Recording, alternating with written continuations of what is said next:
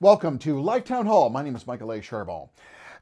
So if you were going to describe a politician, here's let's have a go at this. Socially progressive, fiscally conservative, and environmentally aware. What better description would you want? But it goes on. There is a vision, a green vision for Ontario. It's for a sustainable economy, healthcare, housing, climate crisis, the fairer tax system, investing in small business, democratic reform, tomorrow's technology today, green transport, pipelines, civil liberties, ending poverty, and securing your retirement. Well, what's this? This is all the platform of the Ontario Green Party. And my guest today on Live Town Hall is Mr. Mike Schreiner. He is the leader of the Ontario Green Party. I've had the pleasure of spending time with Mike on several occasions, and as we come closer to the June election of 2018, it is both the Live Town Hall and my personal pleasure to entertain Mike to come back. Thank you so much for being with us today. Pleasure to be on, Michael. 239 days to go. Mike Schreiner, you are a straight shooter. I can say that because we've had very passionate discussions, the two of us. I respect who you are and what your endeavor is. This is, you're running in the area of Guelph. The Green Party has yet to be able to assume a seat in the provincial election, but Elizabeth May has graced your party with a federal seat. Today is Live Town Hall, and what Live Town Hall is an opportunity for you to ask your questions live. We encourage you to go facebook.com/Mike.Schreiner, and you can post your questions, and you can ask the questions of the potential next Premier of Ontario. There was a couple of questions that I'm going to deal with them right away because there were some people who have already come on, and we thank you for waiting, and we appreciate your participation because it is you that makes this conversation what it really is, a vibrant discussion. So first question, does the Green Party support the $15 minimum wage? The Green Party supports a living wage, absolutely, but we're the only party taking a balanced approach to raising the minimum wage because we're the only party in the legislature calling for lowering taxes on small businesses.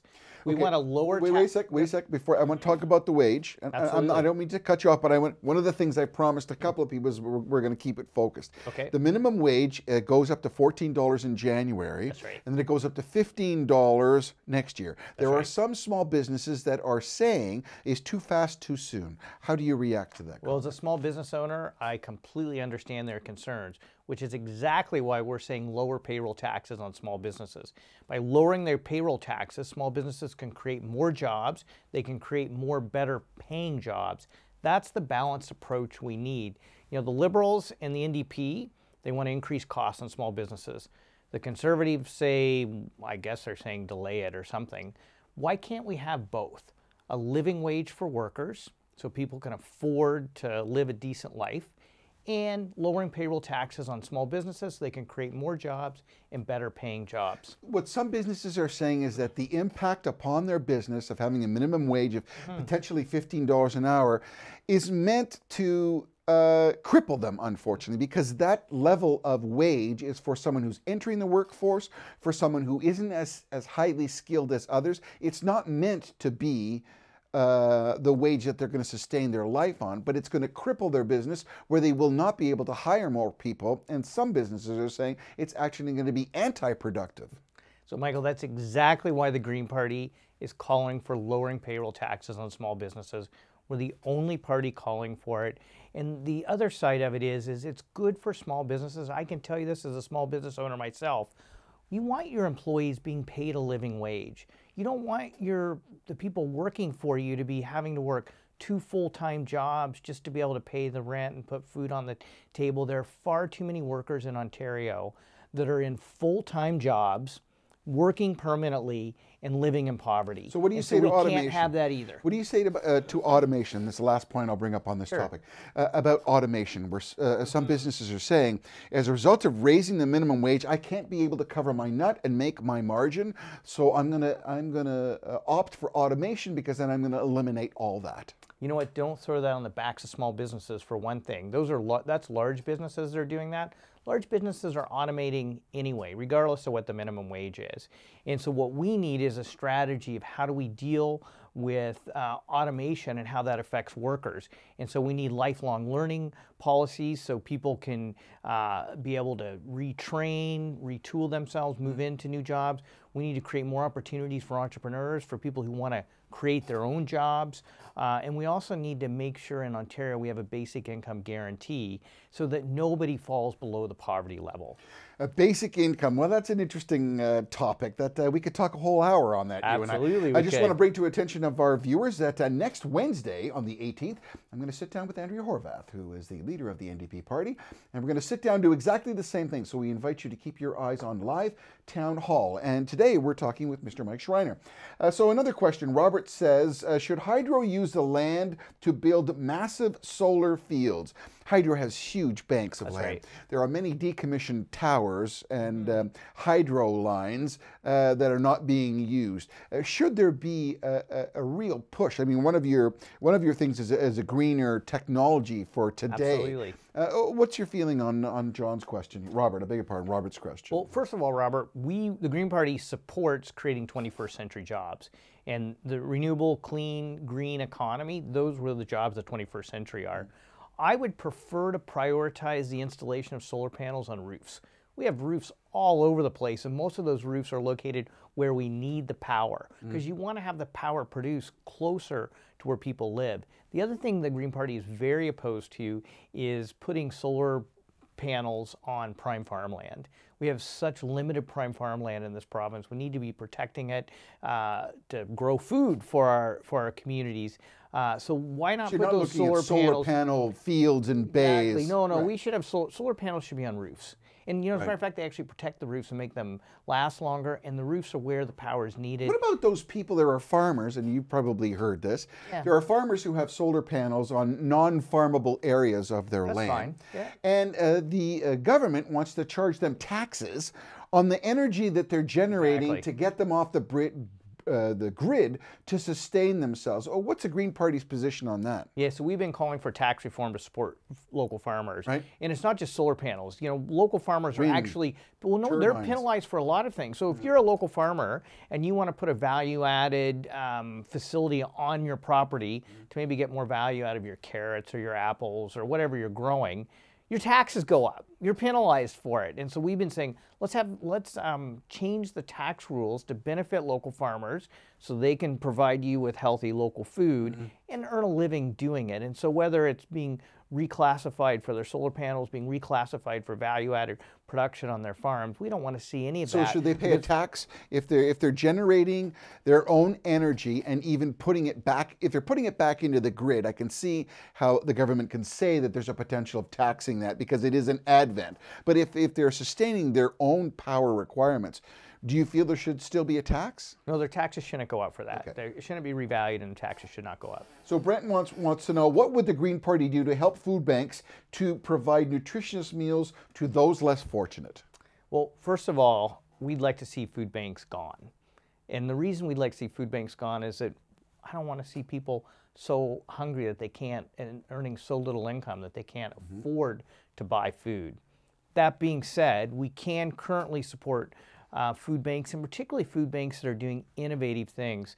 And so I think of the Stop in Toronto or the Seed in Guelph are examples of places where people can go and get help and access food, but also learn food literacy skills, also be able to volunteer in those facilities, also have commercial, health-proof kitchens so they can actually cook their own foods, maybe preserve food. So you start empowering people, making people feel dignified, rather than it just being a handout and people feeling as if they don't have any dignity in the process. And so that's what I would like to see. That's a shift. It's a very tough situation, though, because in many instances, some of those people who are under those severe conditions don't necessarily want to share or don't want to be part of it because they're somewhat embarrassed, and in another perspective, they're a little desperate. They just want to be able to help themselves, right? Yeah, but you know what? A lot of people feel isolated. And so as an example, our Green Party team, we got together last Wednesday and served a community breakfast at a place called Hope House in my home riding of Guelph.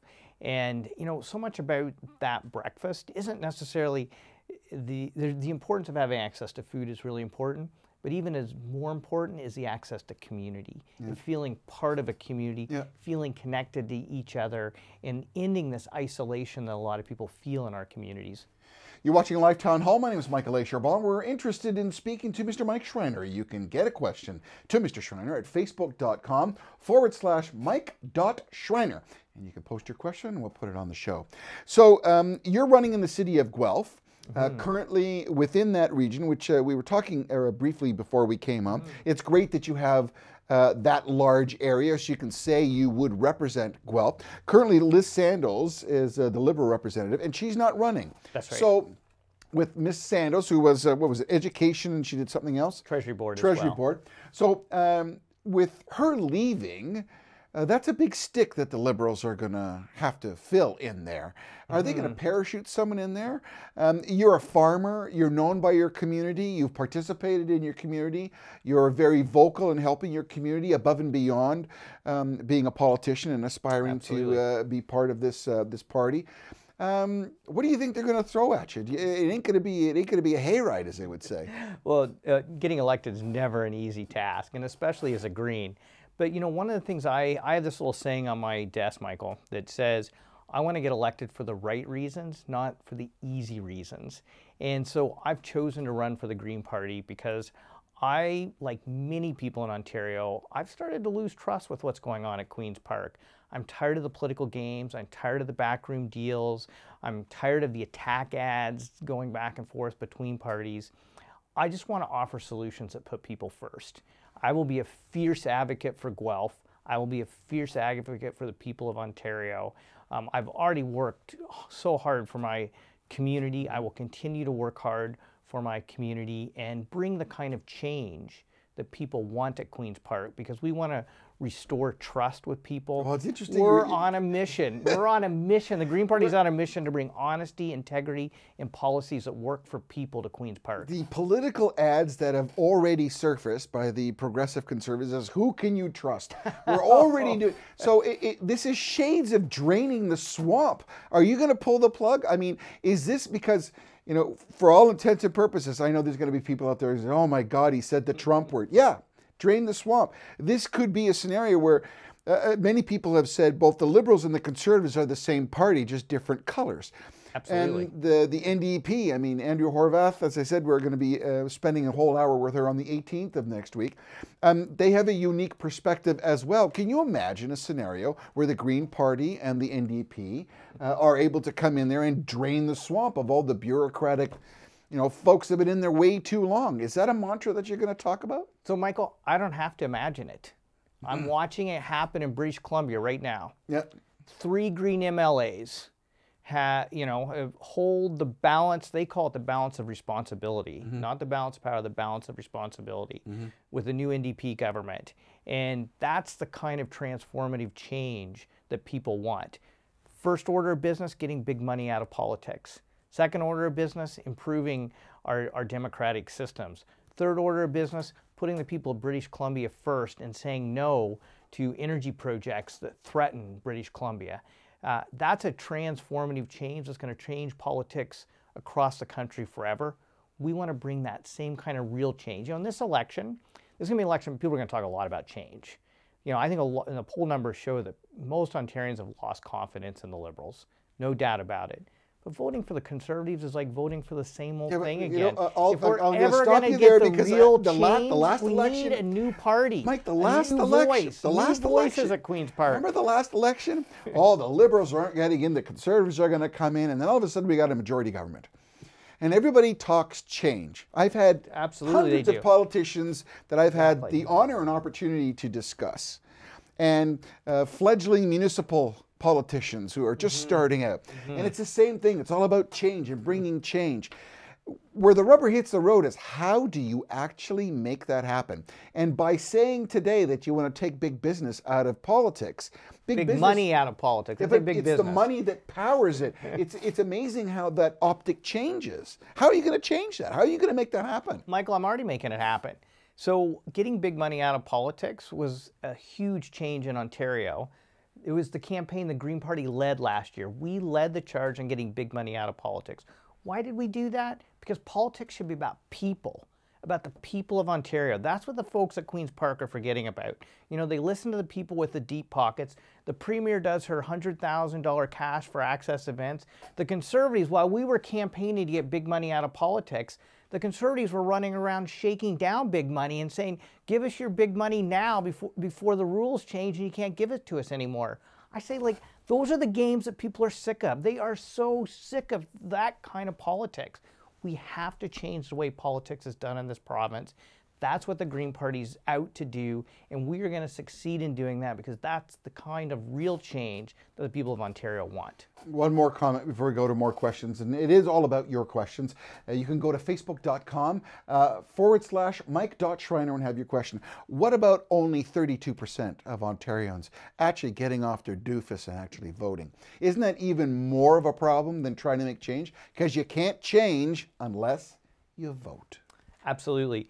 And if you look at wherever Greens have been elected, so in British Columbia, in New Brunswick, in Prince Edward Island, it's because the total of votes have actually gone up.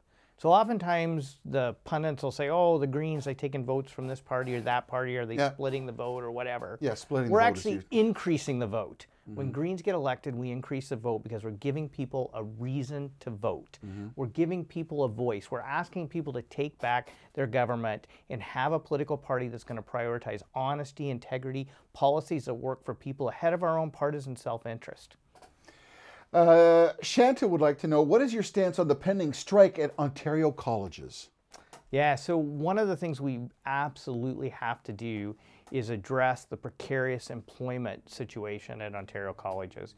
The people who teach your children, or your young adults, the people who are teaching you if you're an older adult and you're retraining for a new career, you want those people to be well compensated.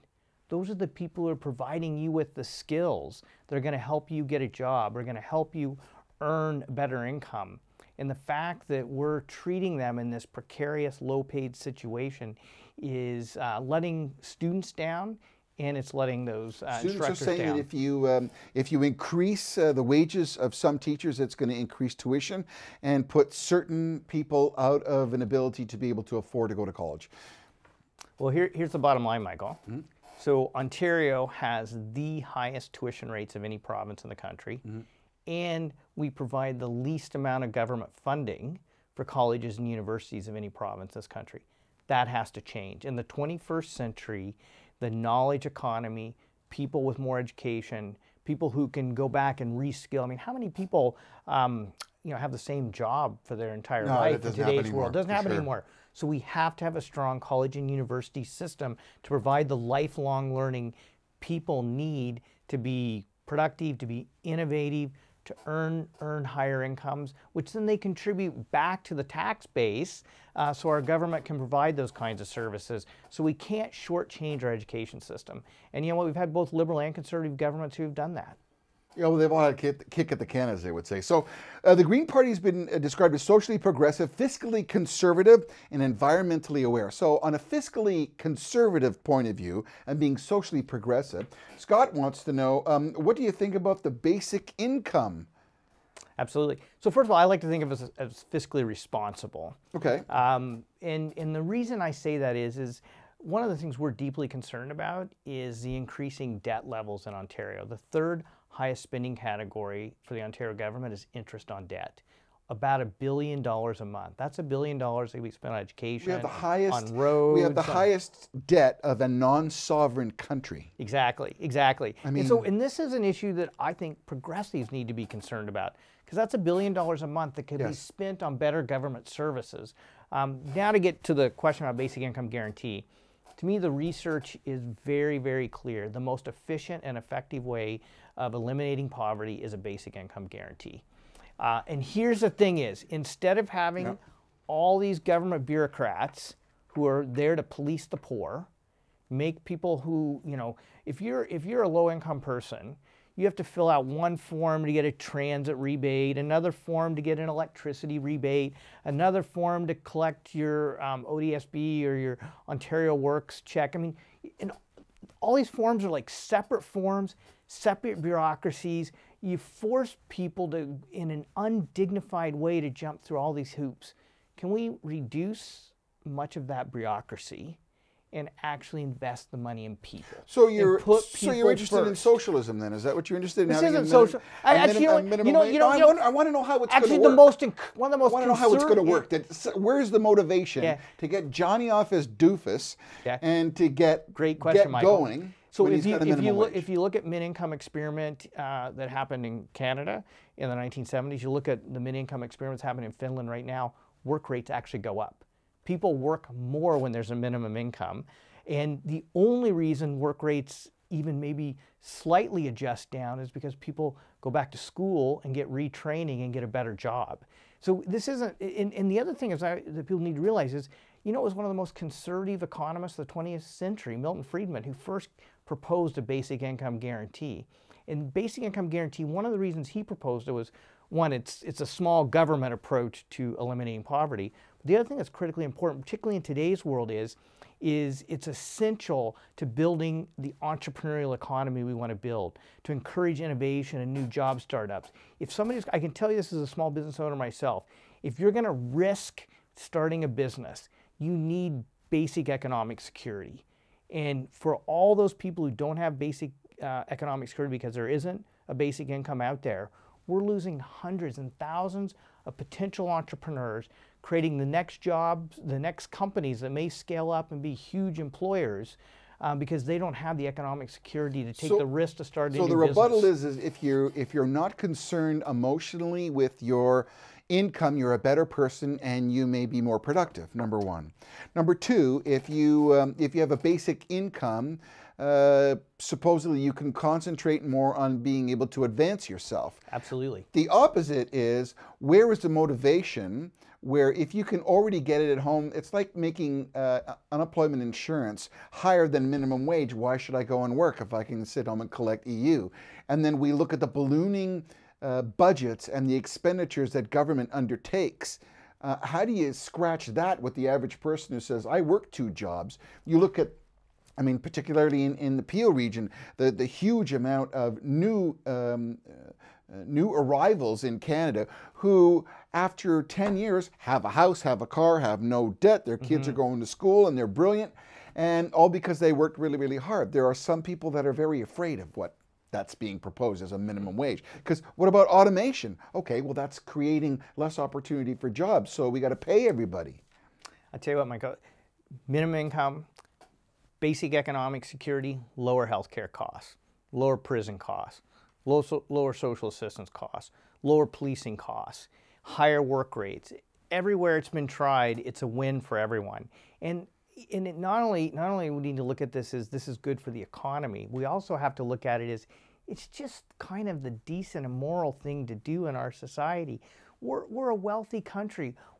Why do we have people living on the streets? Why do we have people who, on Ontario Works, you get $700 a month. You can't even rent a couch in most big cities in Ontario now for $700 a month.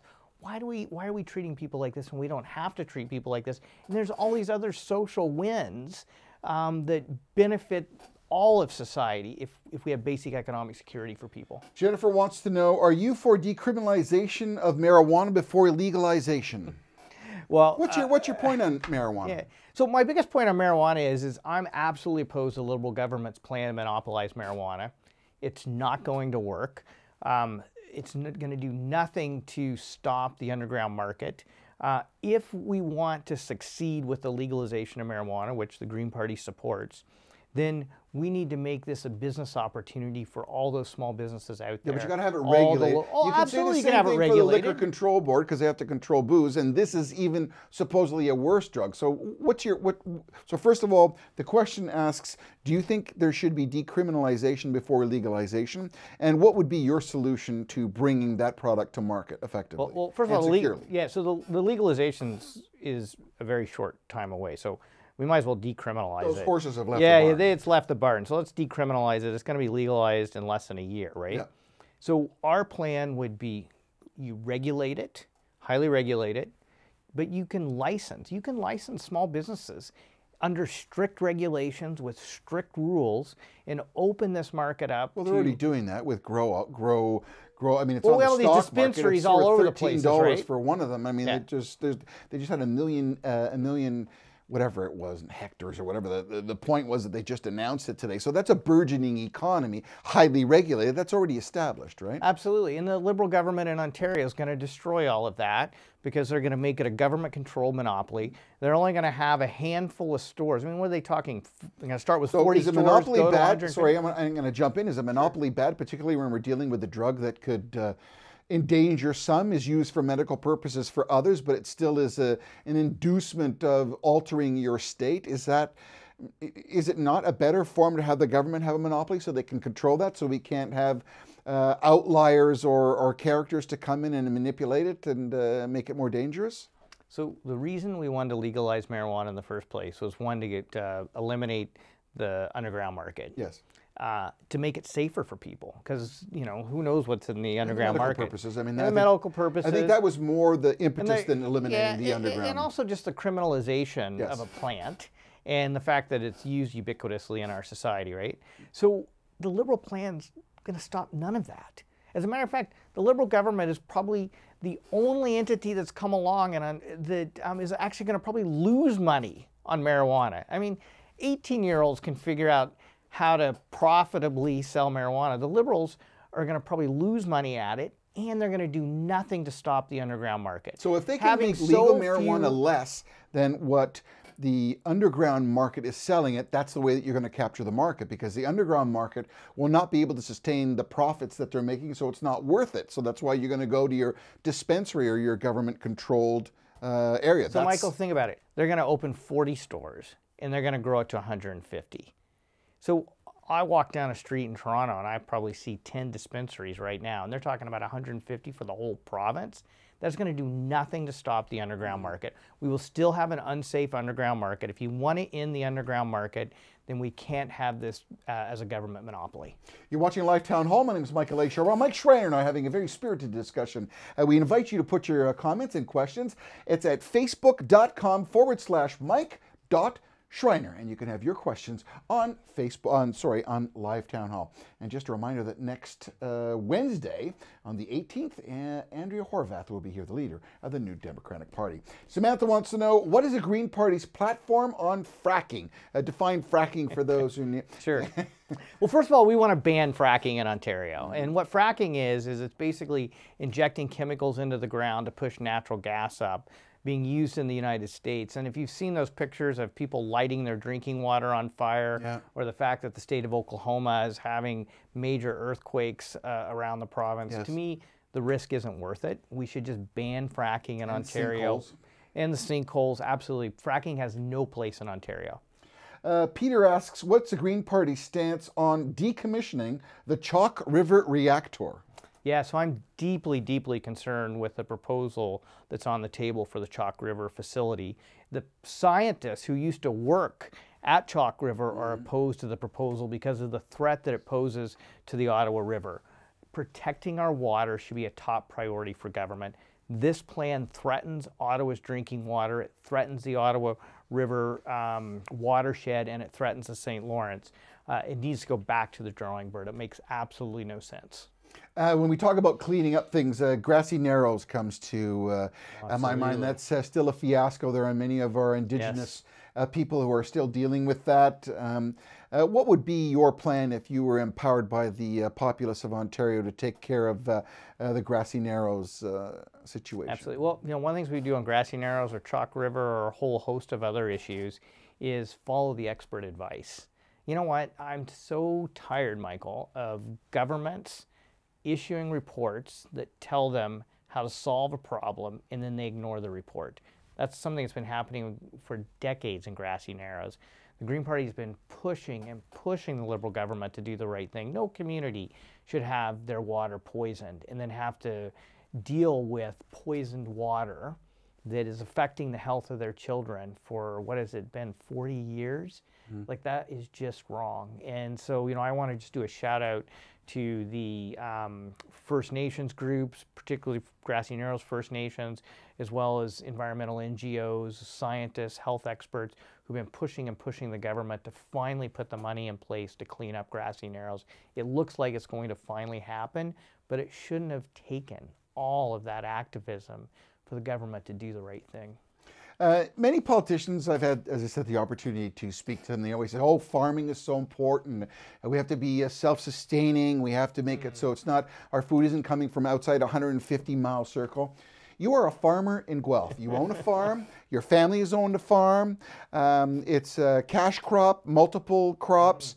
Your fingernails are currently clean, but Mostly. I'm just the deal is, you're a unique individual in that you really do farm, and that is your business, and you've sustained your livelihood. What would be something that you would want to do to ensure that people in Ontario can still profit from the food that is produced by fellow Ontarians outside of a 250-mile radius and being put into a container and injected with chemicals so it keeps green better longer? Yeah, great question. So first, I should be clear, I'm not farming anymore. I grew up on a farm. My parents still own the farm. I go and help out every now and then. But I know farming. Point, I know how to. I can drive a tractor or a combine, and absolutely. So I think one of the first things we need to do is actually make a commitment that we're going to preserve and protect Ontario's prime farmland. We're losing too much farmland at an unsustainable rate. Do you know that we lose 360 acres of farmland a day, which is the equivalent to the size of Toronto in a year, and yet only half of 1% of Ontario's landmass is prime farmland. So let's protect that prime farmland, and then let's defend the farmers who farm that prime farmland. And one of the things that just makes me irate is the issue we were talking about earlier. When a farmer wants to put a value-added facility on their farm to increase the value of the products they're producing for market, and then government comes in and increases their taxes or puts rules in place that prevents them from doing things to make their business more profitable, I think that's wrong, and we need to improve it. The other thing I'd really like to see us do in Ontario, and you're seeing other places around the world do this, is our farmers are good stewards of the land, and we should be paying them for providing environmental goods and services that help the people of Ontario, such as providing clean water, such as preserving habitat, such as preserving pollinator habitat for bees, instead of placing regulations on them that increase their costs and reduce their profitability. Why don't we create incentives for them to do what they want to do anyway and be good stewards of our land? You talk about clean water. I keep coming across the Aberfoyle problem with the water and the hundreds of thousands of liters of water that are being bottled and basically being charged a minimal rate. I'm not sure if the Liberals have finalized that. There was a bit of a kerfuffle, but I haven't heard any resolution. Can you update us? Because that's in your neck of the woods. Oh yeah, Aberfoyle. I walked from Guelph City Hall down to Aberfoyle to the Nestle plant honestly, ask me if you've heard anything more about that, because it was... So first of all, I just a shout out to all the people in Guelph in particular who have worked so hard to protect Guelph's water and to place restrictions on bottled watering operations. And I should mention Save Our Water and Elora, Wellington Water Watchers, and Guelph, Wellington. Elora Water Watchers, they're very vigilant and very hard workers. Absolutely. And so there should be a shout out to them. And so one of the victories we've accomplished is we've gone from completely giving our water away at $3.71 per liter, that the Liberals now, under pressure from various citizens groups, have raised the water taking fee for bottled water companies to $503.71 per million liters. Which it used to be $3. It used to be $3.71. Because so we're not completely giving it away anymore. I was aghast. But here's where they've failed. Here's where the Liberal government's failed us, is they have failed to make the #1 priority for a water taking permit in this province to be drinking water for people. That should be legislated. It should be very clear that drinking water for people is the #1 priority. And if if we are in a situation where scientists and hydrogeologists have determined we have water shortages, and with the climate crisis we're going to see more of that, then we need this in legislation to ensure that people in our communities have access to clean drinking water. It should be a human right. And the province is failing to manage our water in the public interest as a public trust. And the Green Party will continue to fight tirelessly to put water for communities first. You're watching Live Town Hall. Mike Schreiner, leader of the Green Party here. You can talk to us at facebook.com/Mike.Schreiner. Scott asks, if Ontario has the highest non-sovereign debt in the world, is it responsible for any responsible for any political party to promise to cut taxes, offer free tuition, free health care, basic income, and still have a balanced budget? How are you going to pay for that, Mr. Schreiner? Great question. It's a good question. That's a very good question. Absolutely. I tried to give it the oomph that yeah, it was there written you go. with. I could tell you wanted to give it some oomph, eh? So, I mean, first of all, one of the things that we have to stop is this sort of election giveaway the Liberals are handing out right now. I mean, the fact that... but everybody, I just can't let that sit like that. But every party does that. You're going to do it too. I haven't done that. Our party hasn't done that, Michael. You haven't been elected yet. No. I tell you what. You know what? We're honest with people, okay? And I remember in the last provincial election, Steve Pagan did an interview with all the political leaders, and then the other three parties commented on them. And you know what the other three parties said about the interview with me? They said, this guy cannot get elected because he's too honest. That has to change in Ontario politics. So, but how are you going to pay for it? Change. How are you going to pay for it? Scott says, look at all the things that we've got and all the things that we are used to, we're accustomed to, that is familiar to us. With all that at a living wage, how are you going to pay the ticket, Mr. Schreiner? Yeah, absolutely. So you need a combination of looking at where we can reduce spending and become more efficient and where we can increase revenue. So here's where I think we can increase revenue. First of all, we're giving away our natural resources. It's ridiculous. We have the lowest effective royalty rates on natural resources of any province in Canada. So if we could raise our royalty rates even to the level that Saskatchewan has, that would raise almost $1 billion a year. So why don't we start with that? That is our wealth. That is our shared wealth as the people of Ontario. Why are we giving it away? Those minerals aren't going anywhere. So one, let's capture that real value. Doesn't the market though determine that? No, if you're too government expensive, no one's going to buy it from you? Well, I'm not saying we're going to be, I'm just saying let's have the same level as Saskatchewan. Okay. So I'm not saying, something ridiculous here. I'm saying let's have the same effective mining royalty rate as Saskatchewan. So let's start there. Okay. The second thing we've seen, and it started with the Conservatives and has accelerated under the Liberals, we've seen a huge shift of taxes off of big Bay Street corporations onto small businesses and people. We need to rebalance that. Look at what the feds are talking about now. Absolutely, yeah, I know. I've had small business in here. I've had municipal leaders, provincial representatives are coming here and saying that small businesses are saying the potential federal tax, the minimum wage being raised and all that, it's going to kill their business. And they're 80% of the employers of this land. More than 80%. So we need to rebalance that. I mean, here's how I look at it, Michael. We have two parties at Queen's Park that support big business and one party that supports no business. We need a party that supports small business at Queen's Park. That's the Green Party of Ontario.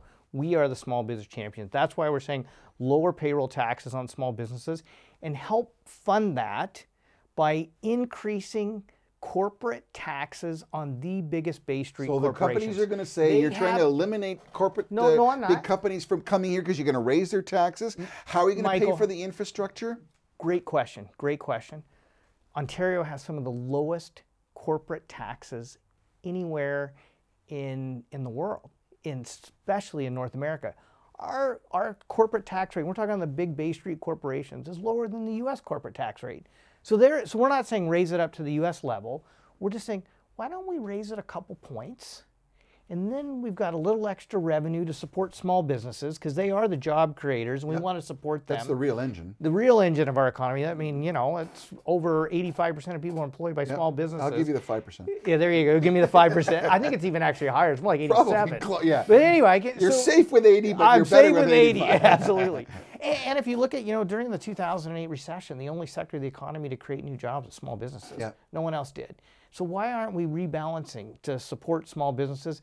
And let's ask the biggest businesses who have seen pretty significant tax cuts with this provincial Liberal government. Let's just rebalance that a little bit. That'll provide some extra revenue that we need. And then I think we have to start looking at things like, one of the things we've been advocating for is getting our 4 separate school boards to actually start working together to cut administrative costs, so then we can reinvest that money in our kids' classrooms. You bring up the teachers, that's a very touchy subject now. Oh no, the teachers are supportive of us on this because they see, they want to reduce the administrative burden and have that money invested in our kids' classrooms.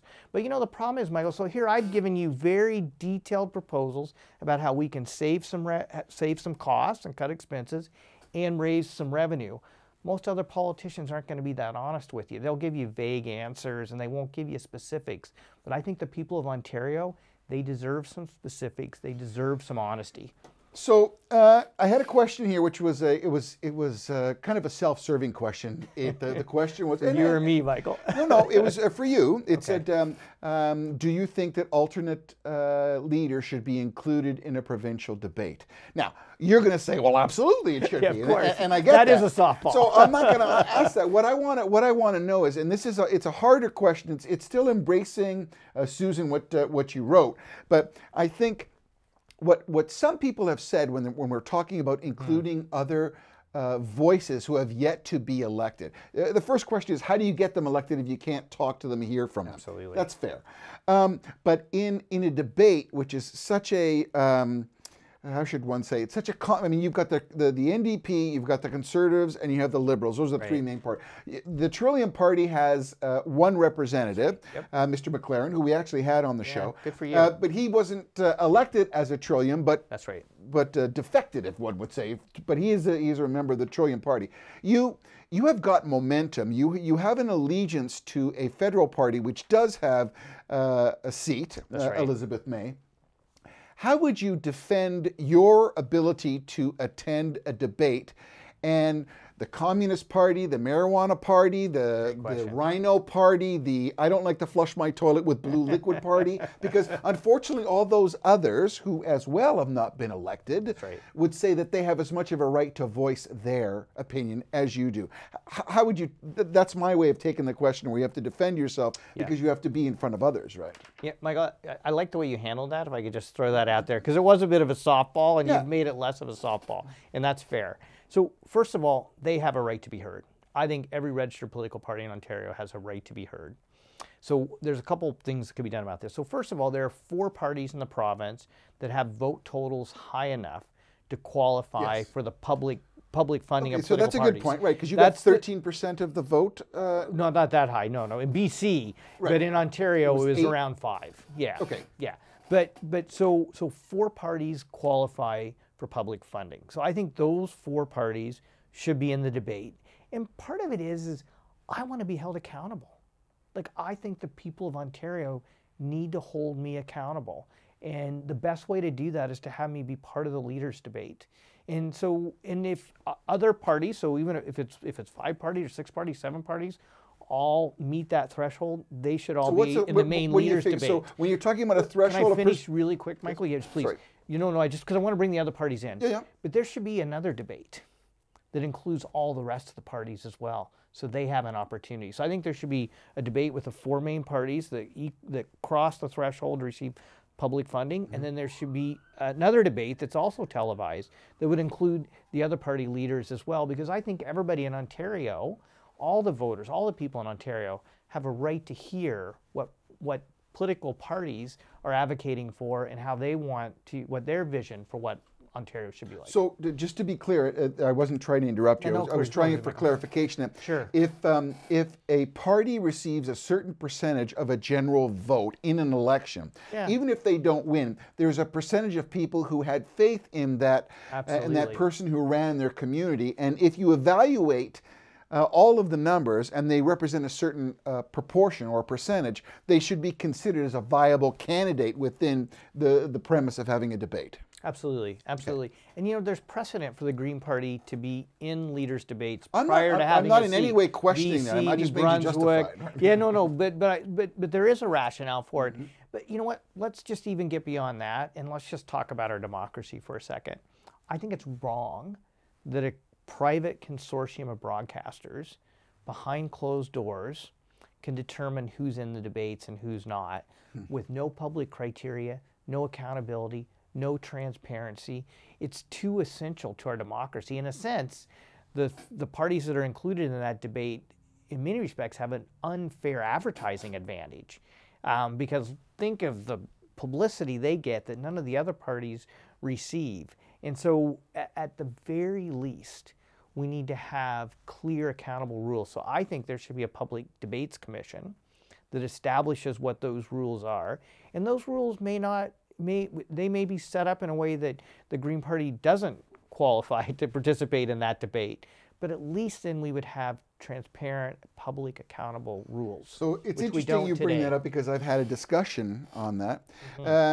Town Hall Live, nobody owns us. We are all self-funded. We all volunteer. I volunteer, as does Paul Vicente and Don McLeod and Fazil Khan and Cash and Joseph. We all volunteer our time. We have politicians who come here and speak with us because we have engaging conversations. This is a scenario where big business doesn't have any money because you're not paying to be here. You're being here because we want to talk and we want to interact. Social volunteerism and being able to expose and speak in a forum, in a town hall with everybody. You know what? Howard Stern said it best. I like to give them enough rope so they can hang themselves. If you really hate the Communist Party, let them stand there and tell you what they believe. It'll clarify what your position is. So we're all for that. I mean, and I think there is a bit of a monopoly. And it's always interesting. Absolutely. I always find it interesting how certain constraints are put on. I think if it was a 2-hour debate and you were left to your devices, I think some of your questions would be so poignant that it would tick off a lot of existing politicians. And they would want to shut you down on their aspect. But at least there would be some interesting dialogue. I think... I want to know what they're afraid of. Like, seriously, they're not afraid. They're not afraid. Then why not have other parties be a part of the debate? I think there is a fine scope of attention and valuable time that people have today. Again, if we look at 32% of our population who actually got out of their chair to vote, is a shame. I think one of the things we should have is that if you don't vote, you get docked $200 on your taxes. And there's going to be some people, I know I'm going to get all these emails. You're going to get all kinds of emails on that one, But you want to know what? The whole point is you can't complain about your system if you don't participate. And if you don't vote and show what you want to have done, how can you complain? Anyways, enough about Michael, me. before we go to the next question, I just want to thank you and the team here for your volunteer work and the fact that you bring so many diverse voices in. We enjoy what we do. I enjoy what I do. That's a great public service, so thank you. Well, you know, the beauty is, and I have to say, I've been given this opportunity through the Brampton Focus and the live town hall people, and we are all volunteers.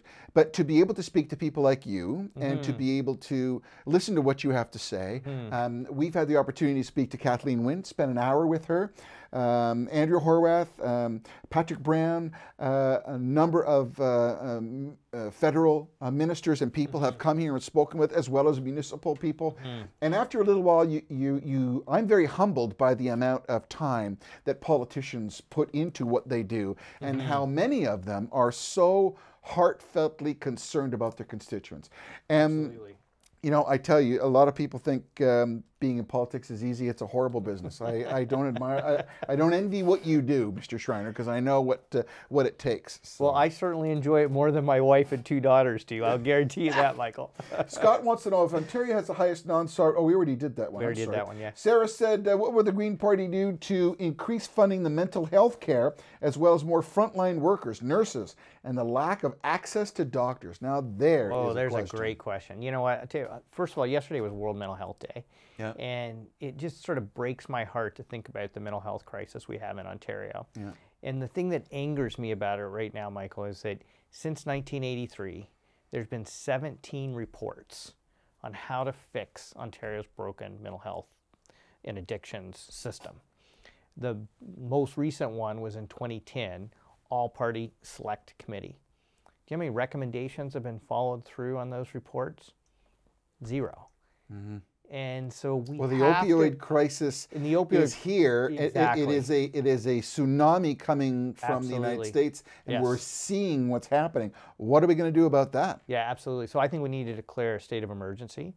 700 healthcare practitioners across the province have asked the provincial government to do that. And the reason why it's important is because not only does it mean more funding for the crisis, but it means government's laser focused on it. It means we're creating the coordinated, dynamic leadership we need to focus in on this crisis. But we also have to look at it long term, and we need the exact same leadership long term. So one of the most important things that the Select Committee advocated for is that there should be an umbrella organization, Mental Health and Addictions Ontario, right, within the Ministry of Health, or it could be its own separate ministry, either way. So whether we do it as a separate ministry or within the ministry, for less bureaucracy. We need that type of coordinated action, because right now so many of the services are in silos.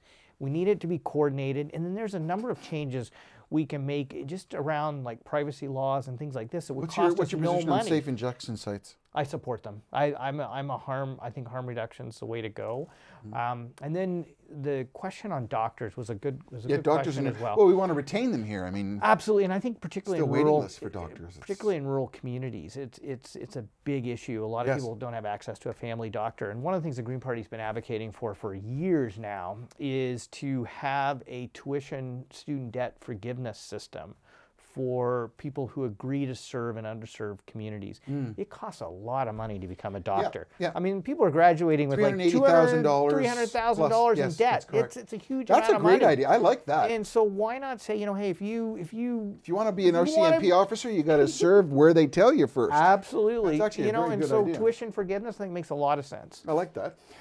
Joe asks, what would the Green Party do to help youth and first-time homebuyers afford homes and help seniors on fixed incomes deal with rising taxes? Wow, that's great a two-pronged question. Yeah. So when I travel around the province, and especially when I talk to folks in Guelph, affordability is one of the biggest issues people have. And we could talk about electricity prices on another question, because it's housing affordability and it's the rising cost of electricity that really are pinching people. So on housing, I think the first thing we have to say is housing should be for people, not for speculators. We need a speculation tax, not just on foreign speculators, but any speculator. I don't care, you know, if you live in Canada or you don't. Real estate agents have just fell over in their chair. Builders have just started throwing stuff at the television. That's okay, Michael, because I'm about putting people first.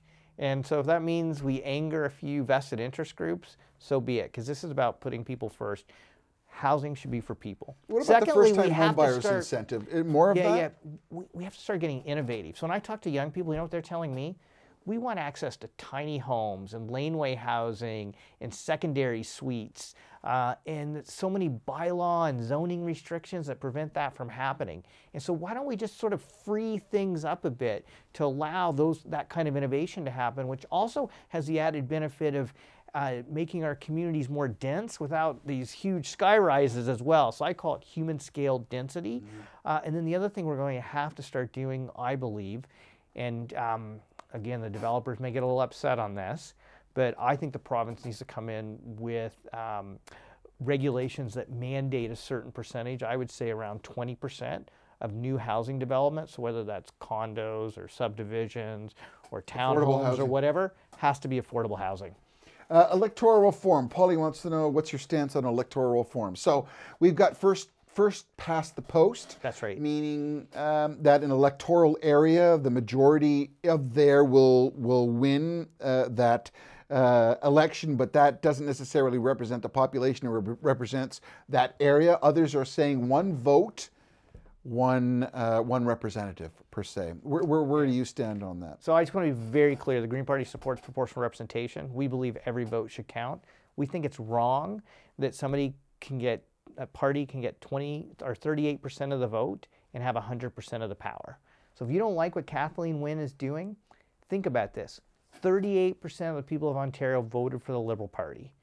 That's giving Kathleen Wynne 100% of the power, which means she can do, I think, ridiculous things like sell off Hydro One as an example, with no checks and balances on that power. I think that's wrong. So if you look at the best democracies around the world, the way people vote is how the parliament is. If you get 38% of the vote, you have about 38% of the seats. But some would say that because it's representational, there is the economy that exists in the Golden Horseshoe has more seats in government because it has more skin in the game. The Liberals promised that, they didn't deliver. Provincially, it was talked about here in the Peel region, particularly in Brampton, and it wasn't successful. So there's real murky water there.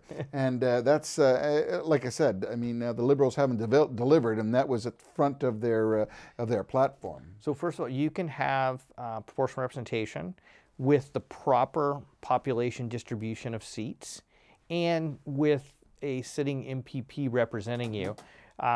Most systems of government, most countries with PR systems, actually have better fiscal performance, better economic performance, a more diverse parliament or legislature.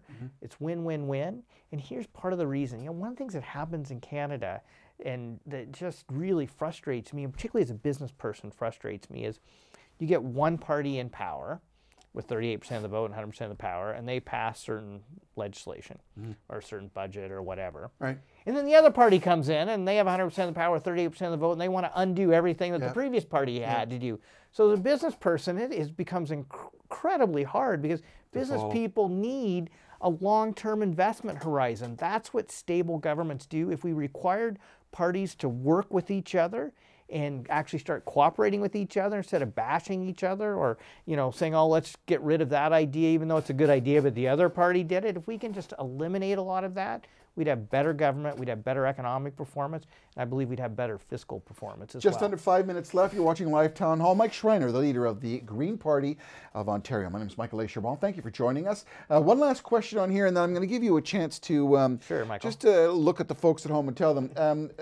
This is an important question, I believe. Sure. Don wants to know, would you eliminate or reform the OMB? Here in the Peel region, there's been so many instances where a community, a municipality has said, we don't want this. We don't want this to happen. The city has supported them and said, we don't want this to happen. The people who elect us don't want it to happen. The developer or the organization takes it to the OMB and everything's overturned. Yeah. What would be your reins in a scenario like that? Yeah. So the Green Party for years now have been advocating for a complete overhaul or the complete elimination of the OMB. And I just, again, this is a big shout out to AMO, Ontario Municipality Association, various citizens groups like the Green Party. We've all been putting pressure on the provincial government. We're finally getting the OMB changes we've been wanting. We'll see how it all works out in the details of the legislation that's coming forward. But it looks to me... When's that tabled? This fall. It's happening right now.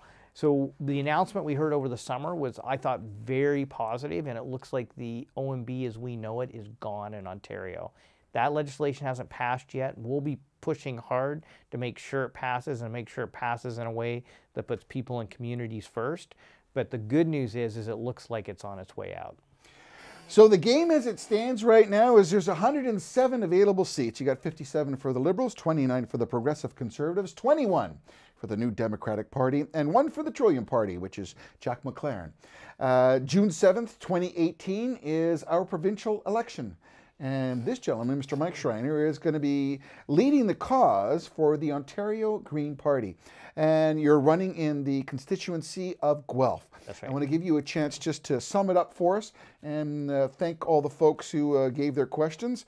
And what are you going to do? How are you going to get there? And how are you going to get my vote, as they would say? Well, first of all, Michael, thanks for having me on, and thanks for your whole team here for hosting tonight's live town hall. And thank you, everybody listening and watching, for the amazing questions. I mean, these are some pretty tough. These are tougher questions than a lot of journalists throw at me. Very good questions. And so thanks everyone for doing that. You know, for me, I got into politics because I believe politics is broken in Ontario. I believe people are losing trust, they're losing faith in government because I think government's lost its way. And I think it's time to change the way politics is done in this province. It's time to start putting people first. It's time to end the backroom deals. It's time to end the attack ads and the political games and the money-driven politics and actually make it about people. It's time for politicians to be honest about the proposals they're bringing forward. It's time for politicians to act with integrity. It's time for policies that put people first. That's what the Green Party is all about.